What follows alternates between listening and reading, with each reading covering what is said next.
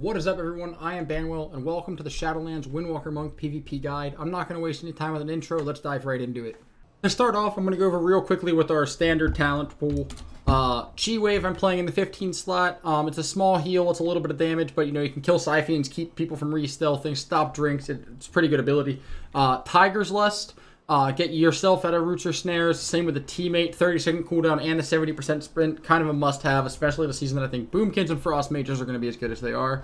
Ascension, the extra chi and the faster energy regen just lets you have a more consistent damage. You never have to wait for your energy to regen. Occasionally in super fast double DPS versus double DPS games, you can play Fist of the White Tiger, but you do not need it. I recommend Ascension because it also makes your healing a little bit easier.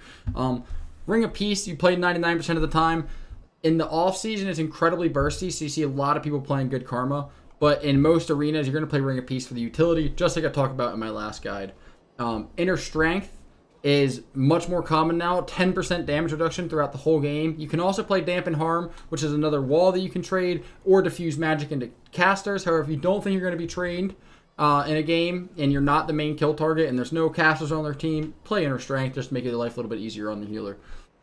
Dance Chi is the new big talent that you have to be aware of.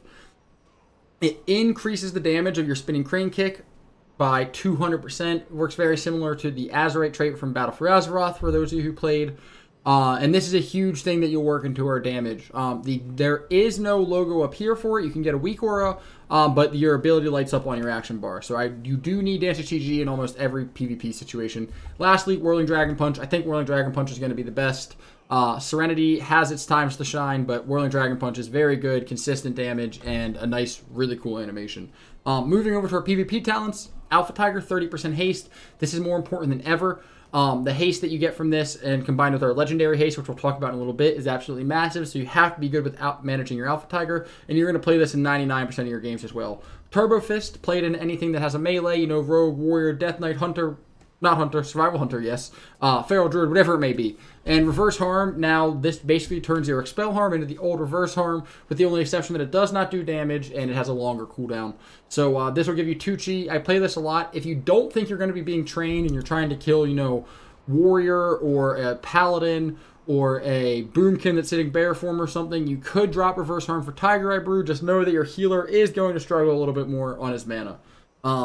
Other than that, those are your basic talents. The only other thing I would do is into some rogue teams, if you feel like you need it. If you're the target, you're going to drop Alpha Tiger for Grapple Weapon. If you're not the target, you're going to drop Reverse Harm for Grapple Weapon. Grapple Weapon is good into rogues if you need it. If you feel like you guys can shut their goes down other ways, so that you need the more damage for pressure, you don't have to play it, but that's what I would recommend.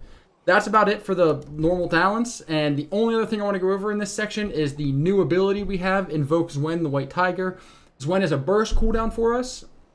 It is a 2-minute cooldown, and every 4 seconds when it's active, it's going to do 10% of all the damage you've done in the past 4 seconds back to those targets. So, if you summon your Zwen before an Image's Fist, Whirling Dragon Punch, Rising Sun Kick, Spinning Crane Kick combo, your Zwen's going to be doing a lot of damage with that 10% damage. You may be doing 20k plus damage to multiple targets in that time frame. Covenants are the new feature system added in this game. For Covenant for monks, go Kyrian. Kyrian's insane. The Stored gives you the Files of Serenity. That's a 20% heal that dispels all diseases, poisons, and curses, and bleeds affecting you. That's insane versus rogues, feral druids, whatever it may be, as well as warlocks that can curse you, and death knights that can disease you. So playing Kyrian just for the heal is incredible. Now, our next ability, Weapons of Order, is a massive damage cooldown for us. We now have 12.5% extra mastery, plus a 400 additional mastery from our Conduit. So we're going to get about a 20-30% damage increase there. That lasts for 30 seconds. With a Conduit, you can get that up to 35. I'm not sure that we're playing that one, though. And so 30 seconds of huge increased damage and reduced chi cost lets you do max burst. It's also on a 2-minute cooldown, which is the same cooldown as our Zwen. So now we have 2 large burst cooldowns, Weapons of Order and Zwen, each on a 2-minute cooldown, and 2 smaller cooldowns are images that we can stagger to get cooldowns from the enemy team and still have abilities left to get a kill. So for instance, in the opener, we might use our Tiger, our Invoke Zwen, an Alpha Tiger proc, and our images during a leg sweep to get trinkets out of the enemy team. Maybe we get more cooldowns than that. Maybe we get the evasion or the iron bark. And then on our second go, we have a second set of images, a 30-second weapons to order, and our touch of death still available. So if we can get someone down to 15% health, we can finish them off pretty easily. Using those abilities separately is going to be very important. We want to stagger our invokes when and our weapons of order. Oftentimes using each with an image, sometimes you won't.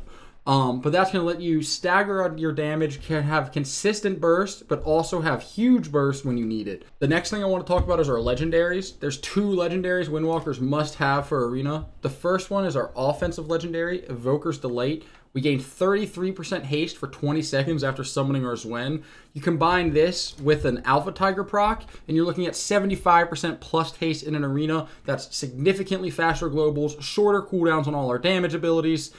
Shorter global cooldowns will let us get more abilities off in our burst, and the faster channel Fist of Fury and quicker energy regen will allow us to have more abilities overall to press. This 75% haste in arena is absolutely nuts, and it's a huge part of how much damage we're able to do during our burst. That's why Invoker's Delay is the must-have offensive legendary for Windwalker, and the defensive legendary for Windwalker is going to be Escape from Reality. The way you're going to use this is the 2 ports will allow you to port out of line of sight. First time, spam Vivifies on yourself for 50% reduced cost and 70% increased healing. That's absolutely nuts. We should be able to get ourselves close to the top behind the pillar, wherever we have ported to. When they get back over to us, we can port back. And that alone, it makes this talent absolutely insane. So in games that you think you're going to be the target, you need to be playing Escape from Reality. And being aware of what teams are going you and what teams are going your teammates is also huge, so you can decide on what legendary to play. So just to recap, Invoker's Delay offensive, Escape from Reality defensive. Those are the 2 legendaries you must have as Windwalker. The last thing I want to go over is how our Spinning Crane Kick stacks work. I'm just going to demonstrate on these target dummies here how you build your stacks and then how you use your Dance of Chi-Ji.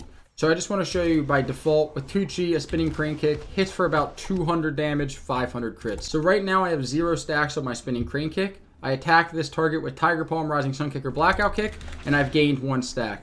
When I go to my next target, I now have a 2nd stack, 3rd target, 3rd stack, 4th target, 4th target, 4th stack, 5th target, 5th stack. Now I have 6 stacks again. I roll over, Spinning Crane Kick with 6 stacks, 400 damage each. Let's see if we can get a Dance of Chi-Ji proc here. I'll keep my stacks up so I know when I get it. There it is. This will be my stack number 5, stack number 6, and now a normal Spinning Crane Kick with a proc is hitting for 1,000 each, 2,000 crits. So you can see the huge difference in having your stacks and then having full stacks when you get a Dance of Chi-Ji proc. It's absolutely massive to our burst. So we're going to combine that with that coordinated assault, or I'm sorry, calculated strike soulbind conduit, giving ourselves another 24% damage, stacking, so another 150% damage on that, 1k plus another 150%. You know, you're looking at 2,500 to 3k ticks of Spinning Crane Kick, which, you know, hits 4 or 5 times on a target and hits all targets around you. That is absolutely huge, and that's why I think that's going to be the soulbind conduit to play.